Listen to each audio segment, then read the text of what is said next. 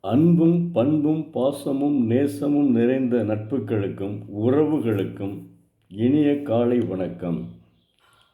அதிகாரம் 45. இன்று ஒரு குறள். பெரியாரை துணைக்கோடல்.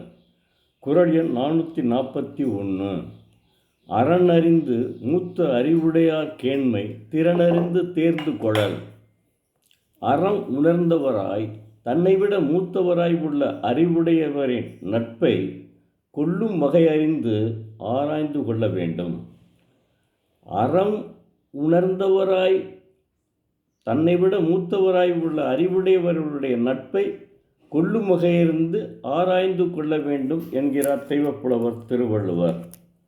உதாரணத்திற்கு, ஒரு ஊரில் நல்ல மனிதர், அறம் சார்ந்த செயல்களை செய்யக்கூடிய நல்ல பெரிய மனிதர் தன்னை விட மூத்தவராக இருக்க வேண்டும். அவருடைய நட்பை நாம் பெற்றுக்கொண்டால் நிச்சயம் அவனுடைய வாழ்வு முன்னேறும். ஏன்னா அவனே நல்லவன். கெட்டவனை நீங்கள் நட்பாக கொண்டு வந்தால் தீய வினைகளை செய்ய வேண்டும். அதற்காகத்தான் தெய்வப்புலவர் இவ்வளவு அற்புதமாக அறிவுறுத்தி உள்ளார். நாளை மீண்டும் பார்ப்போம். நன்றி, வணக்கம்.